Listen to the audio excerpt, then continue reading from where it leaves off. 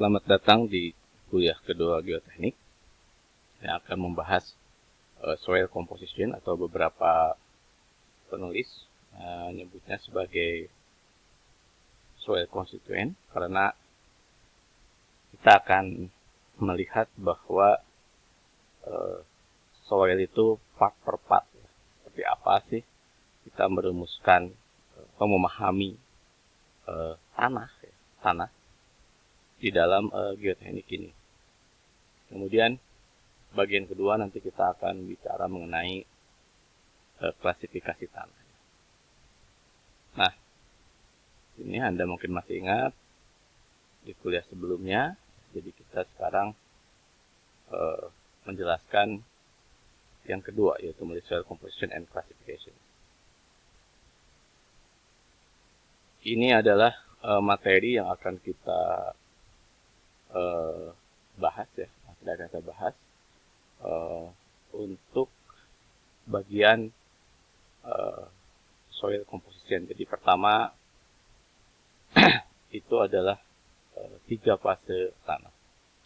Satu pertanyaan yang Anda harus jawab adalah apa yang membedakan atau apa artinya mass dan weight ya dalam mekanika tanah. Apakah itu sama atau tidak? Silakan Anda tuliskan di buku kehadiran di pointer tugas. Kita bayangkan massa dan berat ya.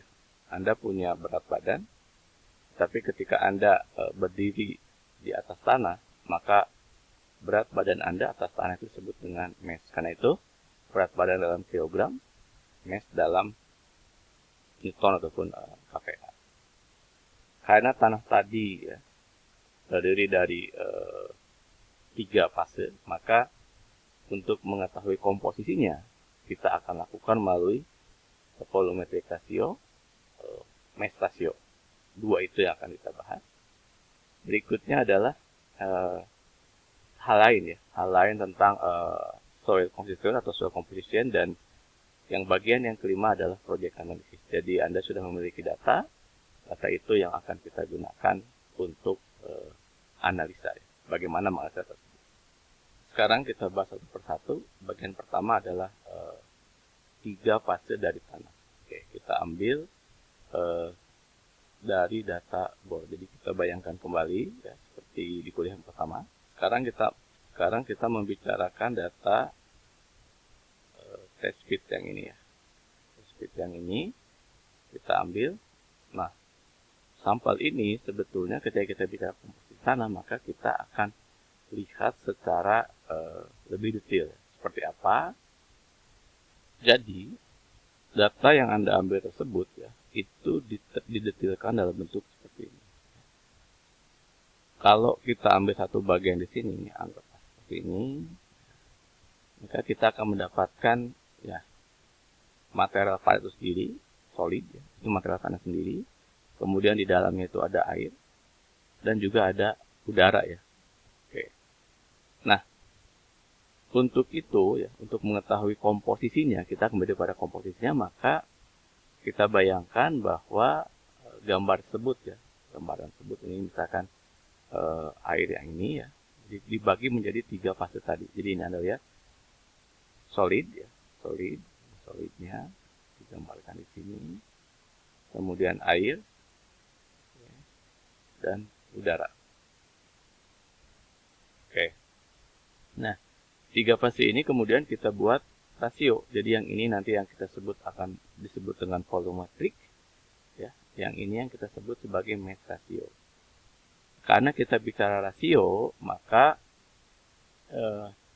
sebetulnya yang pertama mass-nya dulu ya. Mass itu massa udara tentu akan sama dengan 0.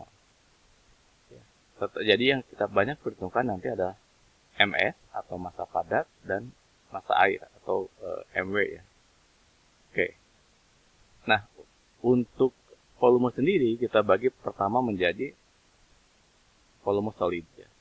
Dan kita hitung juga volume air dan volume udara. Dan di mana kedua volume ini kita sebut dengan void karena sebetulnya hanya ada dua material, yaitu material padat, dan voidnya atau apa istilahnya, void itu pori-porinya ya.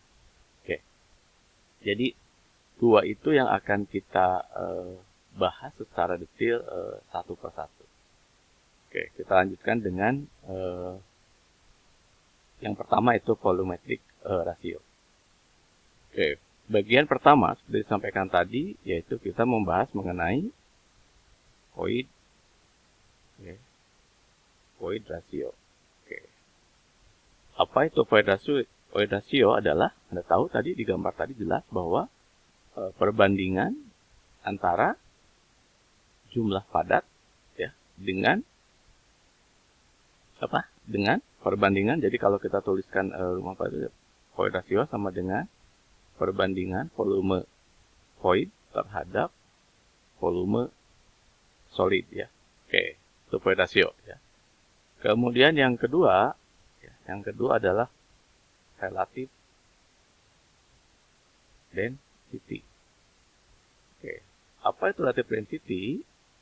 Oke.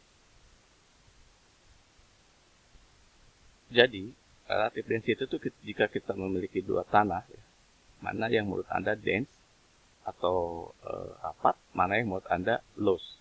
Oke, ya, silakan lihat di sini. Dan pada saat pertama kali Anda mengambil sampel, maka sebetulnya Anda mendapatkan relative density angka void ratio. Jadi membandingkan hubungannya dengan di sini adalah kita menggunakan seberapa rapat dan seberapa dia loose-nya ya, itu berdasarkan void ratio tersebut. Sehingga kita merumuskan relative density atau DR ya, density relatif dalam bentuk persen sama dengan E max dikurangi E0 kondisi awal bagi dengan E max dikurangi dengan E min tentu saja dikali dengan 100%. Nah,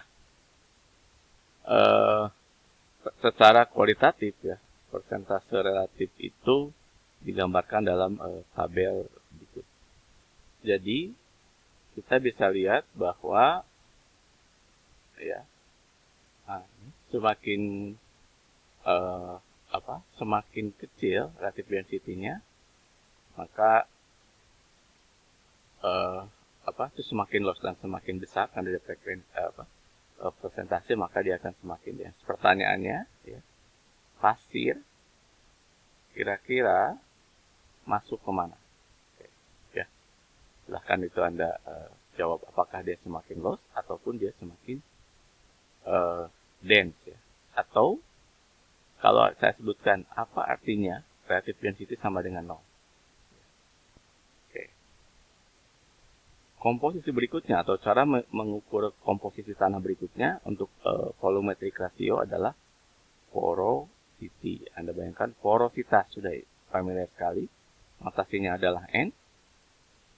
Dan tentu saja kita membandingkan antara porositas ya, volume void terhadap volume total.